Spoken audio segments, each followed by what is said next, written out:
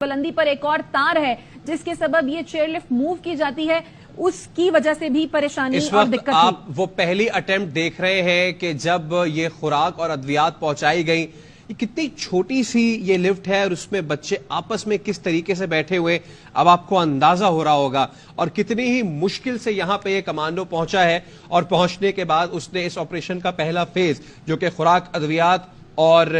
پانی تھا وہ پہنچایا ہے۔ بظاہر دیکھنے میں یہ بچے جو ہیں بظاہر لگ رہا ہے کہ یہ انہوں نے اپنے آپ کو کمپوز کیا ہوا ہے، اور دیکھ رہے ہیں ہم کہ کس طریقے سے آپ دیکھیں کہ ان کو نیچے پہنچایا گیا۔ نیچے پہنچانے کے بعد اس کمانڈو نے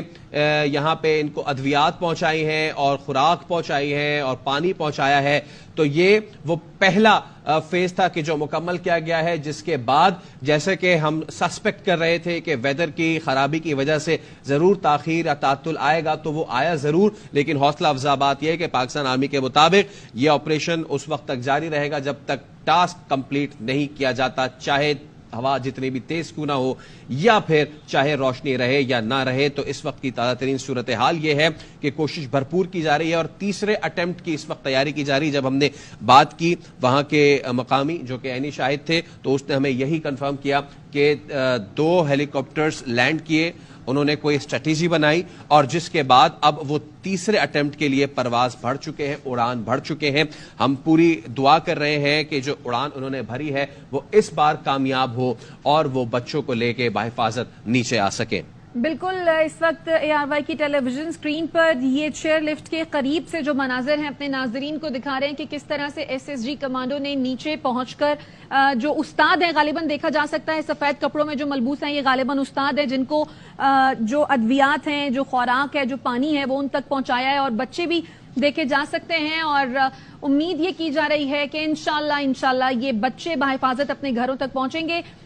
تیسری اٹیمپٹ اب SSG کمانڈوز کی جانب سے یہ سلنگ آپریشن ایک مرتبہ پھر کیا جائے گا۔ 2 اٹیمپٹس پہلے کی گئیں، ہوا کے دباؤ کے سبب وہ اٹیمپٹس کامیاب نہیں ہو پائیں۔ 30 فٹ بلندی پر ایک اور تار ہے جس کے سبب یہ چیئر لفٹ جو ہے وہ موو کرتی ہے، اس تار کی وجہ سے بھی جو ہے وہ مشکلات پیش آ رہی ہیں، اسی وجہ سے جو ہے وہ چیئر لفٹ تک پہنچنے میں جو ہے وہ مشکلات پیش آ رہی ہیں۔ دوسری جانب ہیلی کاپٹر بہت زیادہ نیچے نہیں جا سکتا ہے، چیئر لفٹ کے قریب نہیں ہو سکتا، کیونکہ ظاہر ہے ہوا کا دباؤ بھی ہے، پہاڑی علاقہ ہے، ہوا کا دباؤ زیادہ ہے، پھر جو ہیلی کاپٹر کے بلیڈز ہوتے ہیں ان کی وجہ سے جو ہیلی کاپٹر کا پریشر ہوگا، اس کا جو ہوا کا پریشر ہوگا، اس کے سبب چیئر لفٹ جو ہے وہ جیسے ہی ہیلی کاپٹر تھوڑا نیچے ہوتا ہے تو چیئر لفٹ جو ہے وہ ہلنا شروع ہو جاتی ہے، جس کی وجہ سے ہیلی کاپٹر کو واپس جانا پڑتا ہے۔ 2 دفعہ پہلے اٹیمپٹ کی جا چکی ہیں جو کہ کامیاب نہیں ہو پائی ہیں، اب یہ بتایا جا رہا ہے کہ تیسری اٹیمپٹ کی جا رہی ہے، اور ہم دعا گو بھی ہیں، ہم امید بھی کر رہے ہیں کہ تیسری اٹیمپٹ جو ہے وہ کامیاب ہو پائے۔ بادل ہیں، موسم خراب ہو رہا ہے، اندھیرا ہونے والا ہے، کیونکہ ظاہر ہے وقت جیسے جیسے گزر رہا ہے تو ویسے ویسے جو اندھیرا ہے وہ بڑھنے لگا ہے۔ شائستہ، یہ اس وقت کی فوٹیج ہے جس وقت پہلی اٹیمپٹ کی گئی تھی، یعنی کہ تقریباً 2 بجے سے 3 بجے کے درمیان۔ اس وقت ہم دیکھ سکتے ہیں ویزیبلٹی کتنی صاف ہے، روشنی بھی ہے، اور اس کے بعد جب کوشش کی گئی تو پھر مسئلے مسائل درپیش آئے۔ اگر ابھی تازہ ترین ہم دیکھیں، امیجن کریں تو اس وقت 4:55 تقریباً 5 بجے کا وقت ہو چکا ہے۔ جو لوگ شمالی علاقہ جات میں رہتے ہیں یا پھر جنہیں وہاں جانے کا اتفاق ہوا ہے، انہیں بخوبی اندازہ ہے کہ اتنی اونچائی پہ روشنی کتنی جلدی کم ہونا شروع ہو جاتی ہے اور مزید کیا مشکلات درپیش آتی ہیں۔ اس کے ساتھ ساتھ ہم نے بتایا آپ کو کہ کس طریقے سے ڈولی لفٹ جو ہے یہ آپریٹ ہوتی ہے، وہ جو تیسری وائر ہے وہ کس لیے ہوتی ہے۔ کئی پاکستان کے کئی علاقوں میں اس طرح ہوتا ہے، کچھ جو ہے وہ وہاں کے لوکلز جو ہیں وہ آمد و رفت کے لیے استعمال کرتے ہیں، اور کچھ سیاحتی مقامات پہ بھی ہیں، خاص طور پہ سوات میں 1-2 جگہ پہ، آزاد کشمیر میں، اچھا مری اور ایوبیا پراپر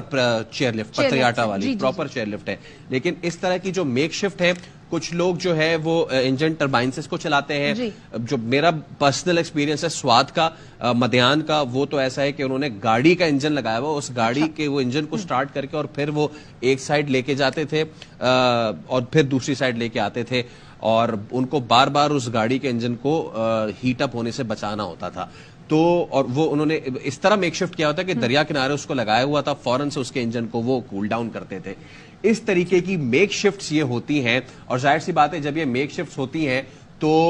جب اس طرح کا حادثہ پیش آتا ہے تو اس کا کوئی بیک اپ نہیں ہوتا ہے۔ نور الحق ہاشمی ہمارے نمائندے ہمارے ساتھ موجود ہیں۔ نور الحق ہاشمی، بتائیے اس وقت آپ کے پاس کیا اپڈیٹس ہیں؟ جی بالکل، ابھی ریسکیو آپریشن جو ہے جس طرح میں نے کہا کہ 3 ہیلی کاپٹر اس ریسکیو آپریشن میں حصہ لے رہے ہیں. 2 ہیلی کاپٹر جو ہے وہ فضا میں پرواز کرتے ہیں. ایک ہیلی کاپٹر ہے اس سے جو ریسکیو SSG کا بندہ ہے وہ نیچے آنے کی کوشش کرتا ہے، لیکن